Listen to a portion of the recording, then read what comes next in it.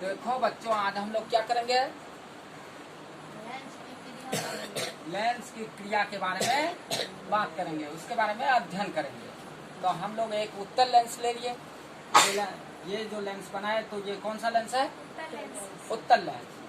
अब हम लोग इस उत्तल लेंस को 3 भाग में बांट सकते हैं ना। अब इस उत्तल लेंस का देखो, एक भाग ये हुआ ऊपर का भाग, और एक नीचे का भाग, एक, लेकिन इस बीच में भी एक भाग है ना। एक भाग, 2 भाग और 3 भाग। अब देख तो इसका मतलब है कि ये ऊपर वाला भाग थोड़ा वक्र होने के कारण क्या है, हमें प्रिज्म जैसा नहीं दिखाई देता है, लेकिन यह प्रिज्म की तरह ही कार्य करता है ना। तो ये देख,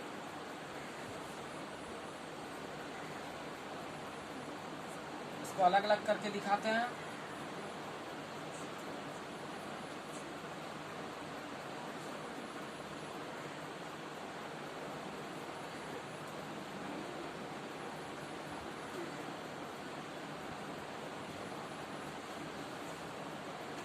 ठीक है, तो अब देख, एक ही लेंस में ये क्या है, 3 भाग मौजूद है। पहला भाग, दूसरा भाग और तीसरा भाग। पहला भाग प्रिज्म के रूप में,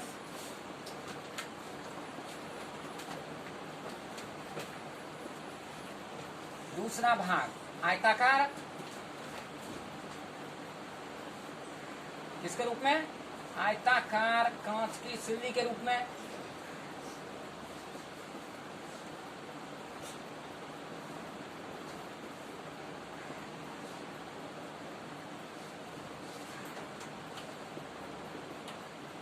और तीसरा भाग भी किसके रूप में है?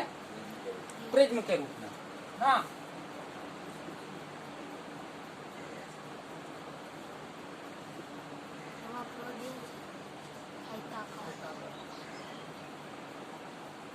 आयताकार।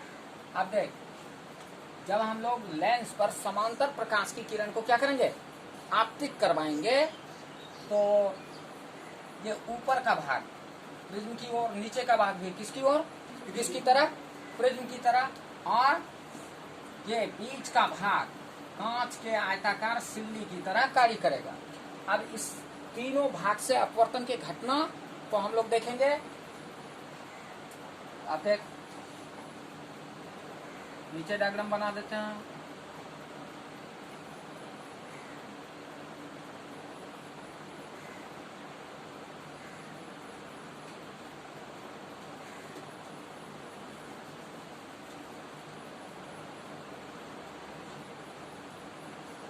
अब हम लोग क्या किए कि लेंस को इस रूप में परिणत करके देखते हैं, इस पर समांतर प्रकाश की किरणों को क्या कराते हैं, आपतित कराते हैं इसके तीनों भाग से।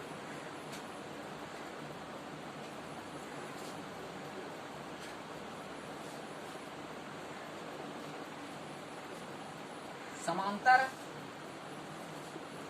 ये तीनों किरणें क्या हैं, आपस में एक दूसरे के समांतर हैं।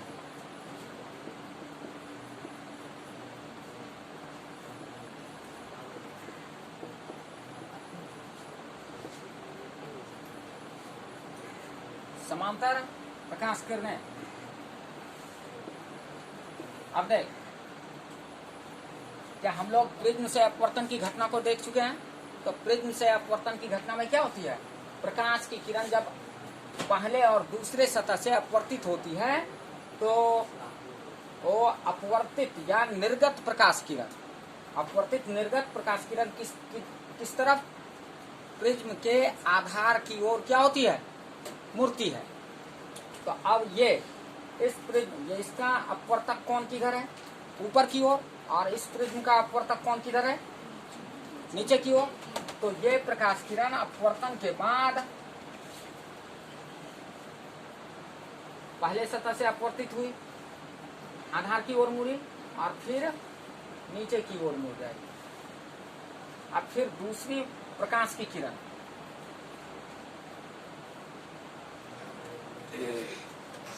और ये जो बीच की कांच की आयताकार सिल्ली के रूप में बीच का भाग जो लेंस का भाग था, इस पर प्रकाश की किरण क्या पड़ रही है? लंबवत पड़ रही है। और हम लोग अपवर्तन की घटना में क्या पढ़े? जब प्रकाश की किरण किसी अपवर्तक सतह पर लंबवत पड़ती है तो वह बिना विचलन के सीधे सीधे दूसरी दिशा में निकल जाती है ना।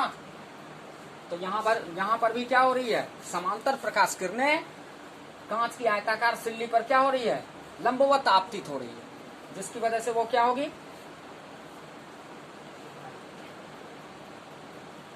बिना विचलन किए सीधे सीधे क्या हो जाएगी?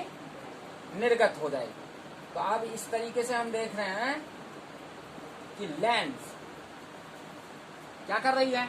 अपवर्तन की घटना कर रही है, लेकिन लेंस का बीच का भाग छोड़ करके ऊपर का भाग कैसे प्रिज्म की तरह कार्य कर रहा है। नीचे का भाग किसकी तरह? प्रिज्म की तरह कार्य कर रहा है। और बीच का भाग कैसे कार्य कर रहा है? एक कांच के आयताकार सिल्ली की तरह, और जिसकी वजह से ऊपर के प्रिज्म वाले भाग से अपवर्तित प्रकाश किरण और नीचे के प्रिज्म वाले भाग से अपवर्तित प्रकाश किरण एक बिंदु पर एक दूसरे को प्रतिच्छेद करती है या मिलती है। और कांच के आयताकार सिल्ली पर आपतित किरण भी क्या हो रही है?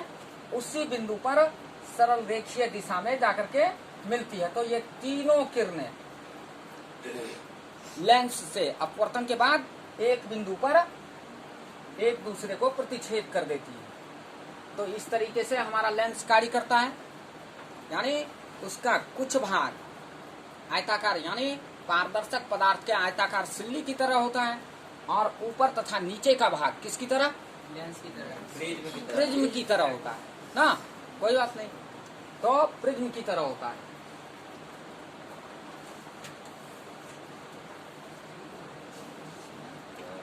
यहाँ पे क्या हम लोग क्या कर सकते हैं कि किसी लेंस को प्रिज्म के टुकड़ों का क्या समझ सकते हैं? प्रिज्म के टुकड़ों का समूह मान सकते हैं। अभी देखिए, एक उत्तल लेंस लिए हम लोग, और इस उत्तल लेंस को प्रिज्म के टुकड़े के रूप में परिवर्तित किए। अब इन सभी टुकड़ों पर क्या होगी? समांतर प्रकाश की किरणों को हम लोग क्या करेंगे? आपतित करेंगे।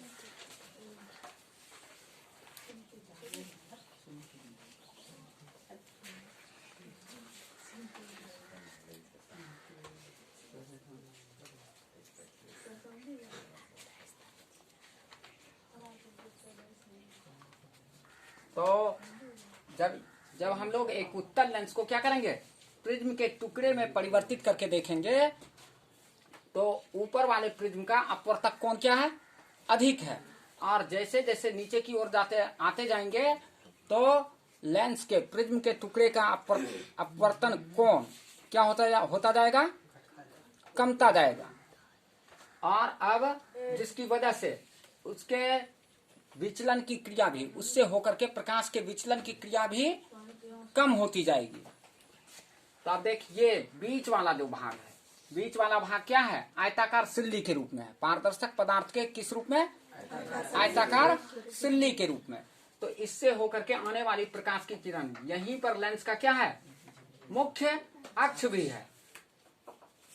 तो ये प्रकाश किरण जो लेंस के मुख्य अक्ष पर मौजूद है, ये लेंस के सतह पर लंबवत आपतित हो रही है। तो ये क्या हो जाएगी? ये सीधे सीधे बिना विचलित हुए सीधे निकल जाएगी। अब देख, सबसे ऊपर वाला जो भाग है, वहां से प्रकाश की किरण जब विचलित होगी तो सबसे अधिक विचलित होगी, और वो मुख्य अक्ष के एक बिंदु से होकर गुजरेगी। अब सभी सतहें प्रकाश की किरणों को अलग अलग विचलन के मान से विचलित करेंगी, लेकिन सभी किरणें मुख्य अक्ष पर एक ही बिंदु पर मिलेगी।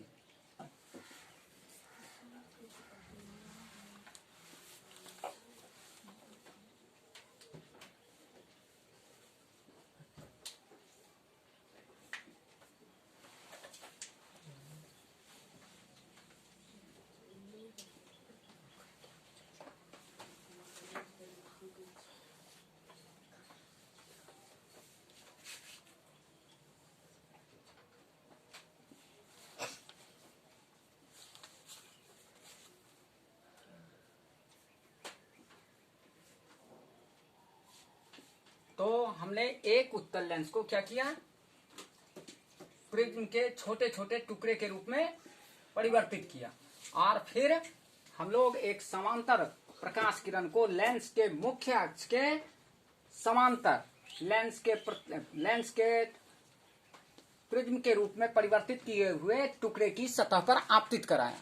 लेंस के ऊपरी भाग और निचले भाग के प्रिज्म रूपी भाग का अपवर्तन कोण अधिक है, और अधिक होने के कारण इसने क्या किया, प्रकाश को ज्यादा विचलित किया।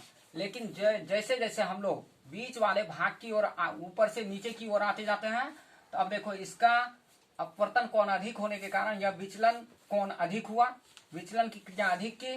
फिर दूसरा भाग इसका अपवर्तक कोण कम होने के कारण इसने विचलन की क्रिया कम की, और तीसरा भाग और कम विचलन किया, क्योंकि अपवर्तक कोण क्या होते जा रहा है, घटते जा रहा है। इसी तरह इधर से नीचे के भाग से अपवर्तक कोण घटते जा रहा है और विचलन की क्रिया भी कम होती जा रही है।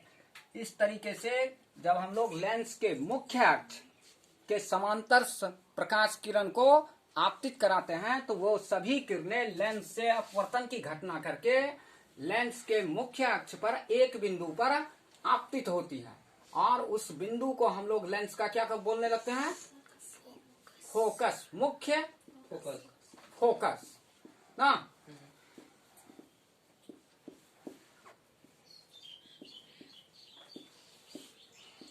इसी बिंदु को हम लोग सभी अपवर्तित किरणें जिस लेंस के जिस मुख्य अक्ष के बिंदु पर आपतित हुई ना, अपवर्तित होने के बाद जिस बिंदु पर एक दूसरे को प्रतिच्छेद की, उसी बिंदु को हम लोग बोलने लगते हैं लेंस का। तो यहाँ उत्तल लेंस था, तो ये मुख्य फोकस किस लेंस का, उत्तल लेंस का मुख्य फोकस।